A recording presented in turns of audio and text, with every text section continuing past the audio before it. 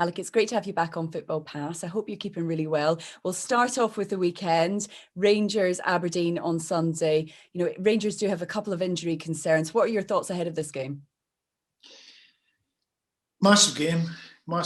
Aberdeen, I've always, over the years, having played there many years, of course, myself, and welcome Rangers and Celtic up. Rangers seemed always to rouse the Aberdeen fans up more than anybody else. There's no doubt about that. The Aberdeen fans seem to have something powerful when Rangers come up, and that's when they did most of their shouting and backing their team.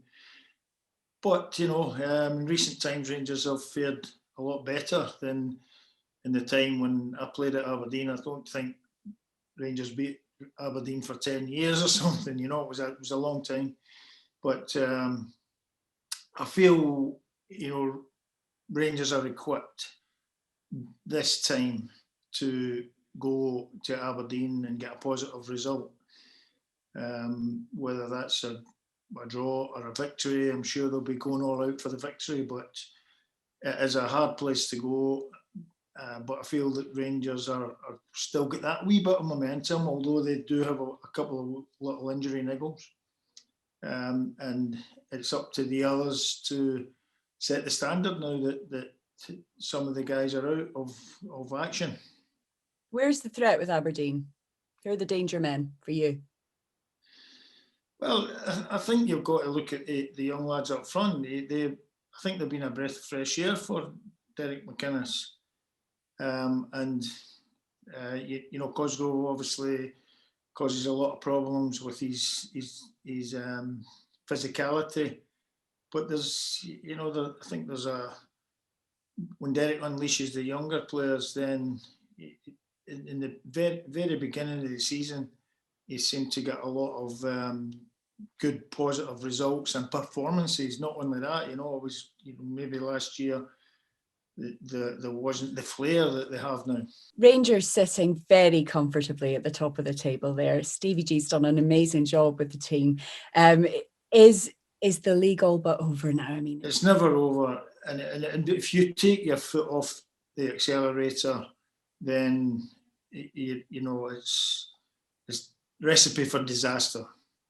You have to keep saying to the players every week, Steve's got to. I'm sure he's going to end up like a broken down record player, where he has to keep repeating himself and emphasising to the players, and he'll need the leadership of one or two of the players in that dressing room to be likewise. Although, to be fair, there's not a lot of players in the dressing room who have won major trophies. So that is new to them. But I think that they do have a mettle now that they lacked in the last couple of years. They're hungry, aren't they, this Rangers team? They're hungry.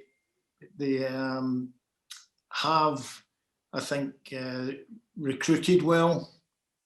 Bringing Roof in. I know that there's a wee injury worry over him as well. But bringing Roof and Itten still maybe to reach the levels that Roof has went to. Arfield, of course, raised his game, but he's an injury at the moment. And you can never, that's why you can never say that the league is finished. Because if you lose any more players, through injuries and suspension, then anything can happen. It can disrupt your momentum so severely that Celtic are definitely capable of catching if Rangers are caught off guard or off form and they don't continue the consistency. Yeah, Neil Lennon has said, he still has the title in sight.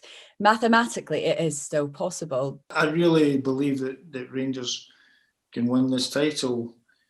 That is my personal view, but I have had experience and good knowledge in the game from the point of view of studying other examples where they have a really healthy lead and the team that's second and look as if they're out of it. come back, winning every point, putting the pressure on, and the team above you is dropping points left, right, and centre. That's the danger. And but at the moment, I feel that Rangers are in command in terms of their faculties, the mental side, as well as the physical side and the fitness side. Yep, I know an injury or two can disrail you, but at the moment, they are the go-to team to win that league. All right, if I can just get your thoughts on Motherwell for a second, Alec, and the new manager there, Graham Alexander. The club are sitting at the bottom of the table there. Can he rescue Motherwell from the relegation zone? Well, that's his task. I've been there before myself. When you're in a kind of relegation battle, and it's almost like winning a cup final if you can get out of that. So you would have to say that if Graham can steer them clear of trouble, then it's a job absolutely well done. He's getting to know a new squad. He's going to have a quick fix and start winning games almost immediately. But he has got good experience in the game, both as a player and more recently as a coach. So, Graham's got a big task ahead of him. Not so much experience of Scottish football, though. Would you have any advice for him specifically, Alec? Yeah, exactly. I think that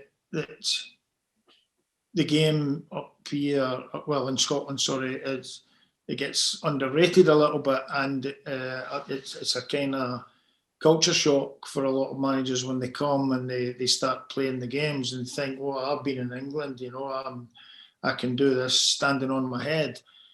But I'm sure Graham will be very, very wary of that. He has to give his best quality performances as well as the players every week in order for Motherwell to steer clear of and I think they've got a team capable of doing that.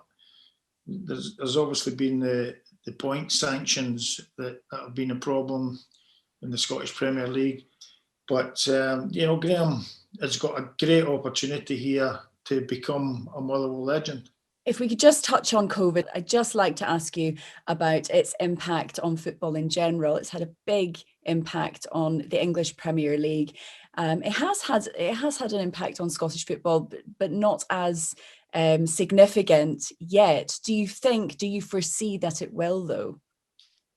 Well, yeah, talking with some friends over the last couple of days with the impact of the new strain that seems to have, I think there's a lot more people getting tested. Obviously, the fact that the numbers have increased greatly. And it worries me that, dare I say it, but that the league may be put on hold for a few weeks or something, the way that, a lot of players are getting it left, right and centre. And that is, that's happened in England. We're talking about the Aston Villa game perhaps being off, but now apparently it's gone ahead. So that sounded a bit dire, when I heard that. And you wouldn't be surprised, if the authorities, if this surge continues, if the authorities says, look, we've got to shut down again for a few weeks. That would be, quite alarming. But at the same time, you would think that the way the government have acted in the past couple of days to the new kind of strain, then it looks like, there's no room for leeway anymore. On a lighter note, give us your lockdown survival tip number 1, please. Lockdown survival tip. What do you do? What's your go-to to cheer you up in lockdown? How do you get through it? Well, watching the football is for one, but even then, sometimes my wife will say, "Oh, you're not watching that football again," So I've got to do a bit of Netflix, you know, now and again, and we've been recommended so many series and you know, loads of different ones. You're not baking banana bread or anything, are you, over there? Well, my daughter is, yeah, she is. She's proved herself to be a bit of an expert in the banana bread. That was produced early doors. So yes, we have all had a go at cooking and doing the dishes, and it's you know, quite, you know, it's not something that I would advise every other month or year or whatever. It's just something that we love to get rid of this virus. Lots of great family time though, and silver linings to that. Thank you so much, Alex. And listen, we will catch up again very, very soon. Thanks, Kirsteen. Thank you. Happy New Year, everybody.